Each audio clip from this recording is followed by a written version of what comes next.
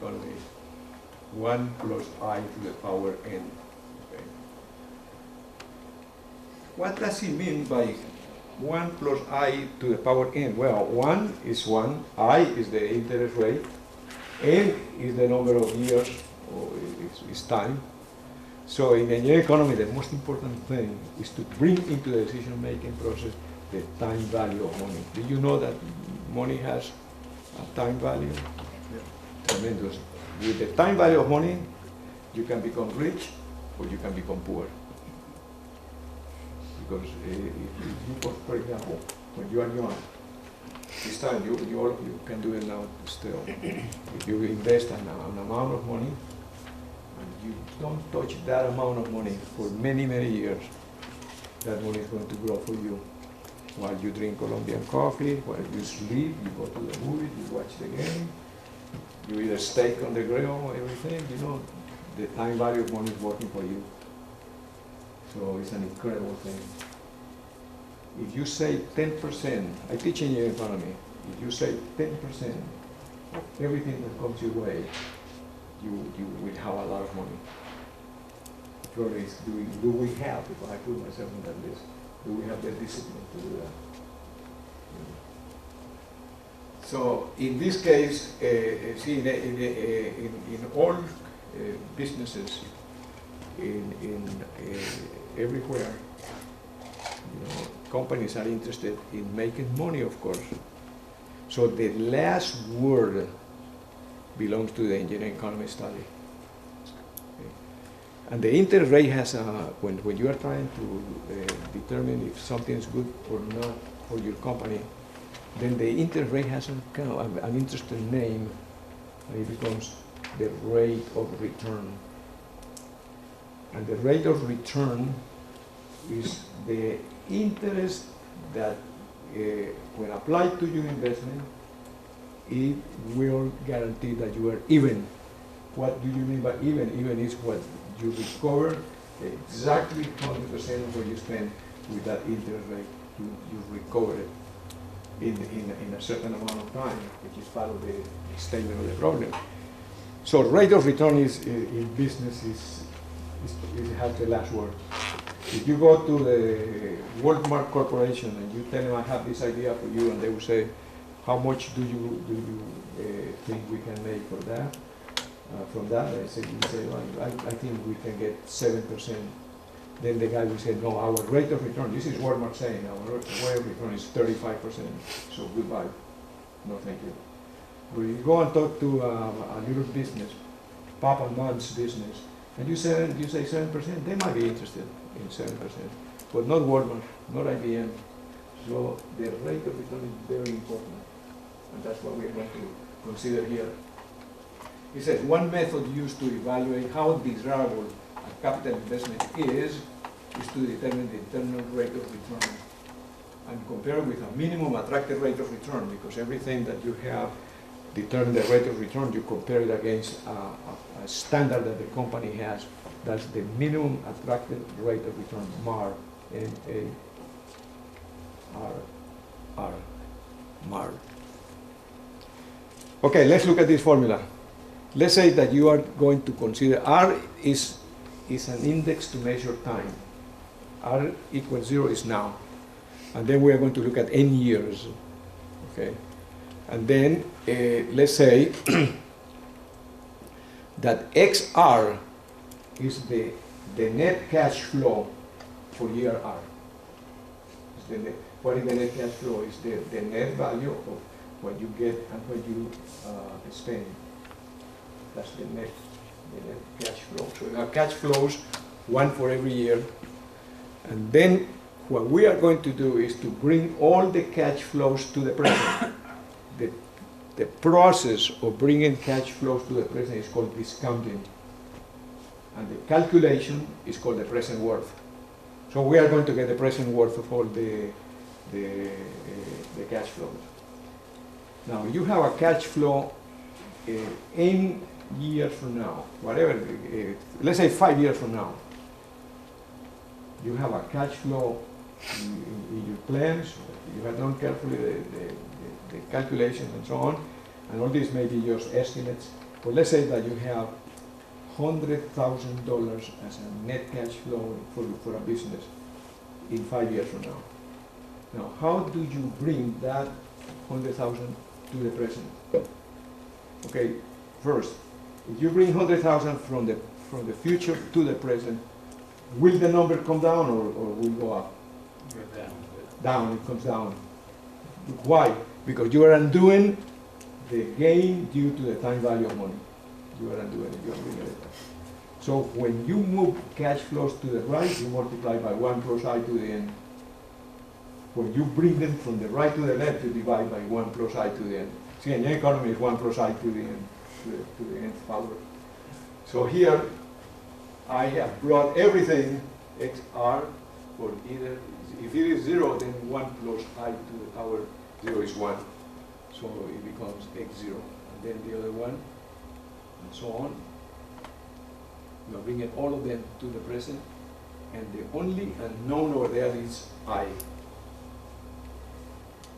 Okay, now what is typically, that's what we want to know, what is R, the rate of return. Okay, then, what is typically in a business operation the net cash flow? Okay, the net cash flow, I use this notation.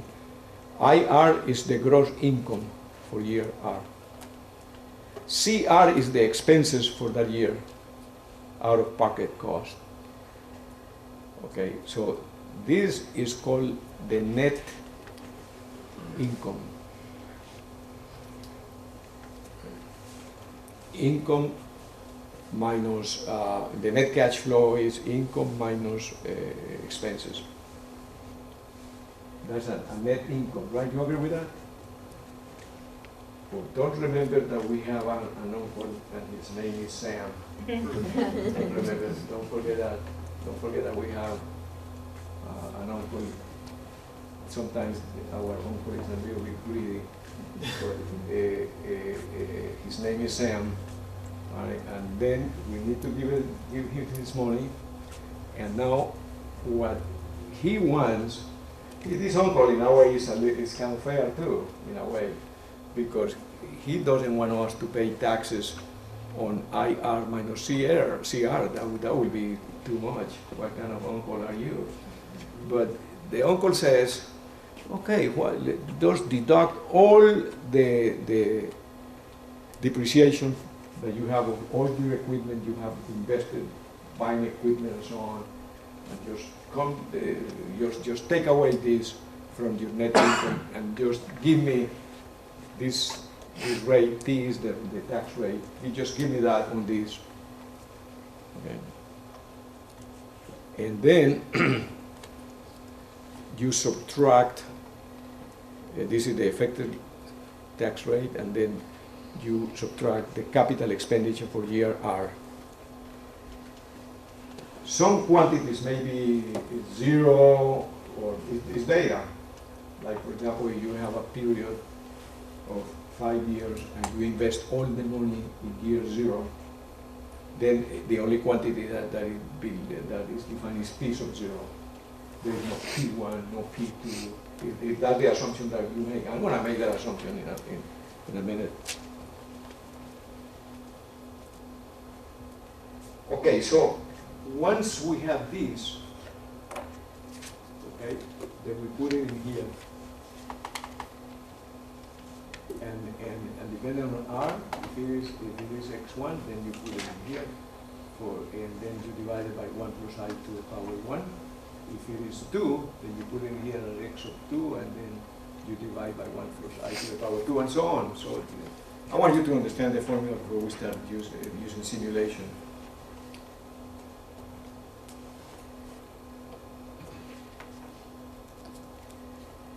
Okay, I'm going to solve it with simulation, but first I'd like to introduce you a little bit to simulation, particularly something called Monte Carlo simulation. Okay, let's say that this is for P values. P is the capital expenditure, okay, what you spend. So many times quantities are not really fixed, cannot be described in businesses, cannot be described by single numbers. So Many times they are described by probability distribution. So this is a probability distribution. It says there is a probability of 20 or 0.20 or 20% of the expenditure to be, or the investment to be 800,000. A 50% probability that it will be 1 million, and a 30% probability that it will be 1,200,000. The same thing with the income. Look, could be 700,000, 750,000, 800,000, 850,000, depending on this, with these probabilities. And these are the costs, the expenditures, okay, with those probabilities. And now I'm going to introduce one thing that is called the salvage value, because to calculate this rate of depreciation, the government has some tables that give you percentages. When you are in business, you will get the table. And tell you, that table is a little bit different, pretty different compared to the table for the regular people. But this is for businesses. And in here, to simplify my presentation, I'm going to assume that we can use the straight line depreciation method. The straight line depreciation method means the following: that you have an investment for the machine or machines at the beginning, and then after n years of service, then you can sell the machine. Let's say you bought it for A, and then you can sell it for B after 5 years. So A, B, and then after 5 years, you can do the following things. You can say P, A minus B divided by 5. So what is A minus B divided by 5, or A minus B divided by N? It's a graphical representation. Yeah.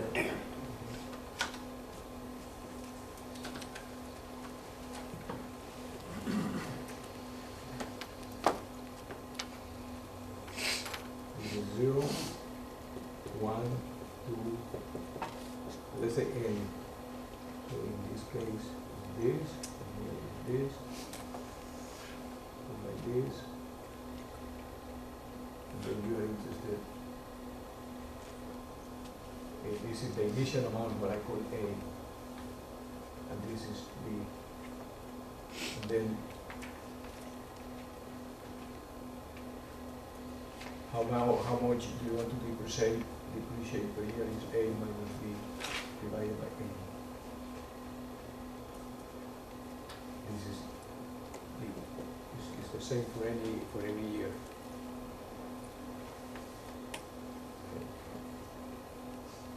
You understand this picture? Okay, so we are going to use that particular depreciation method. There are many depreciation methods. Continue with this. The salvage value, L. I use here, use B, but in this formula, in this example, it's going to be represented by L. So the salvage value is 80,000, 100,000, or 120,000 with these probabilities. And the life of the investment could be 5 years, 8 years, or 10 years with these probabilities.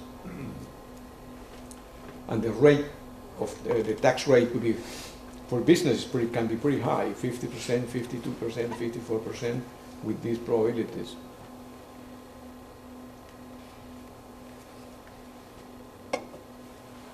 So let's look at the income distribution.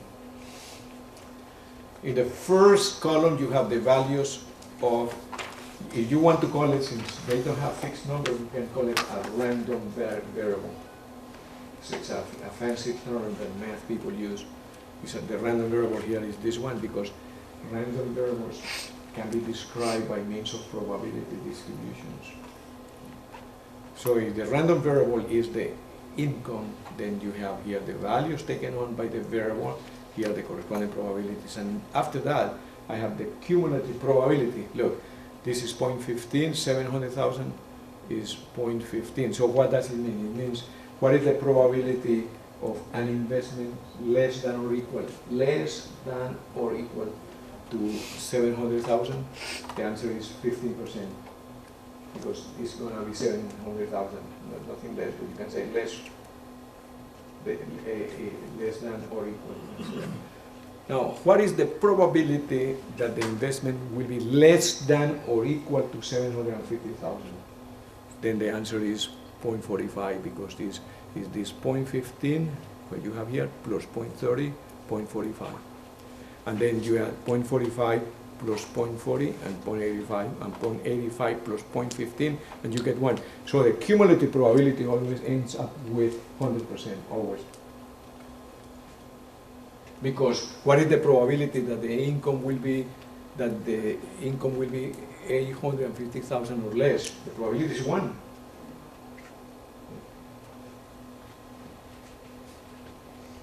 Okay, this can be represented by that. It looks like a histogram. Okay, in 10 minutes we'll take a little break. In 5 minutes we'll take a little break. Okay. And then we have the last hour after the break.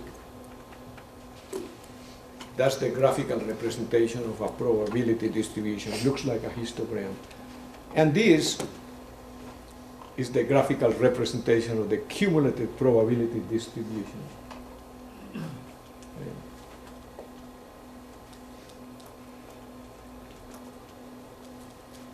Here, look.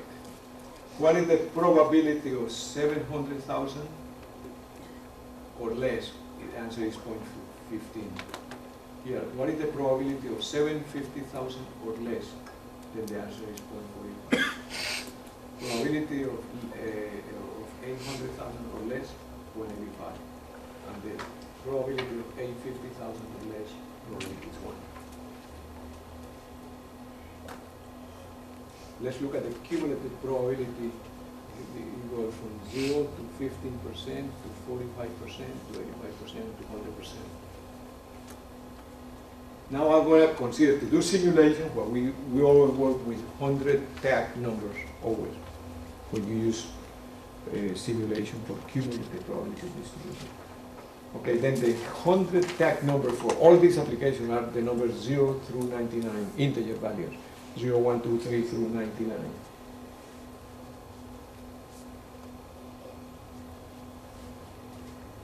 Okay, these are horizontal lines that tell me when you have the probabilities.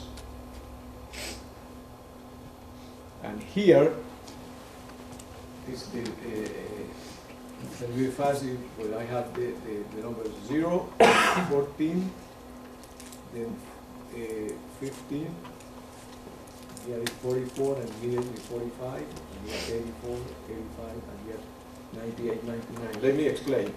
Okay, you have 100 numbers.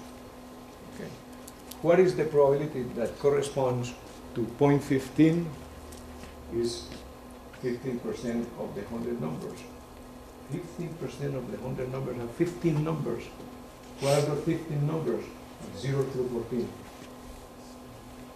If you say 0 through 15, you are wrong. There are 16 numbers there. See, that's kinological mind. Okay, so that's the first value here is represented by the number 0 through 14. Okay. Now, between 0.45 and 0.15, the difference of that is 30%. So the next 30 numbers will correspond to the second value, and the next value will be 15 through 44. And you continue like that, then for the next one will be 45 to 84, and for the last one will be 85 to 99.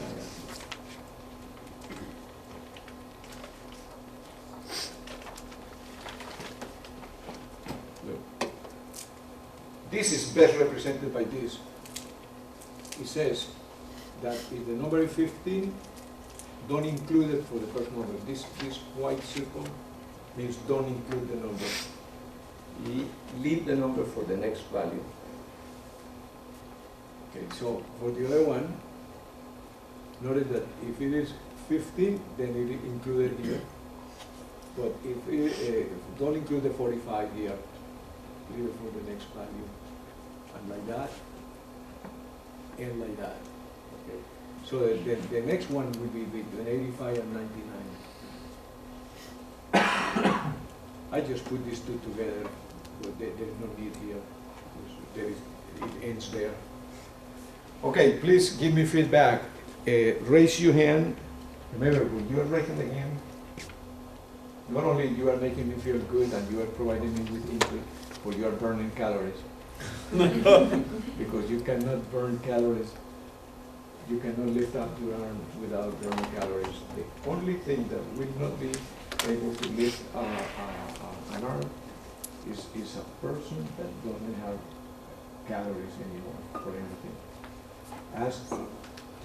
Try to see a dead person lifting the hand.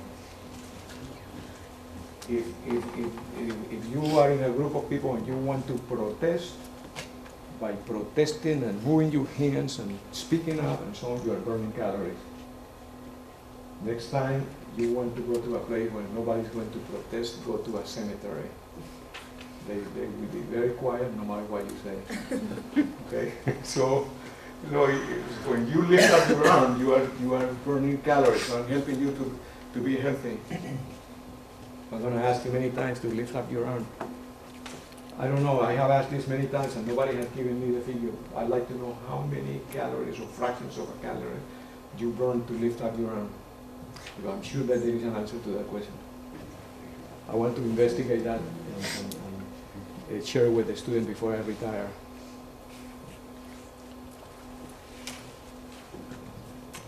So lift up your arm, raise your hand if this is true, good for you, you understand this.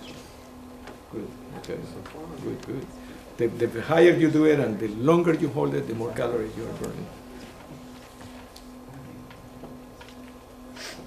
Okay, now here I have the 100 numbers in this box. You can put it in a brown bag and you shake the brown bag and you get a number. Okay, let's do that. Look, I got that, and the number was 39. Then you project it horizontally to the right, and then vertically, and you simulated the value of 750. That's simulation. Okay. Let's do another one. Look. That's 59, and then you have simulated the value of 800,000.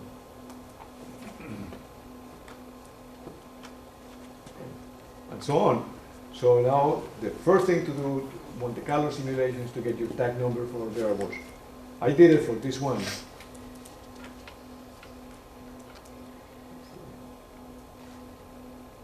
See, the tag numbers are here for in this case it was the I for I.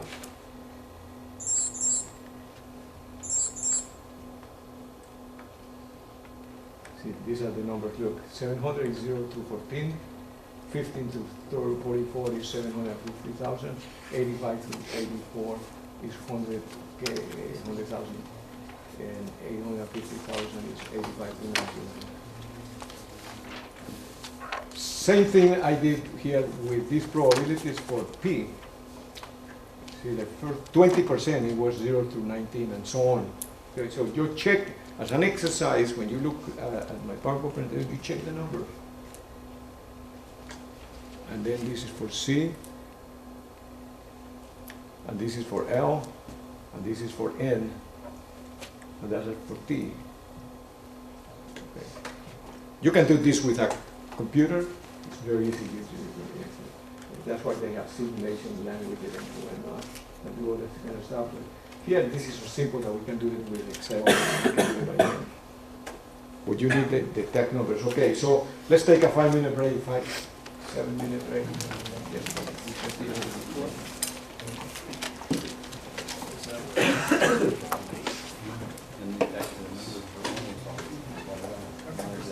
Yes, sir.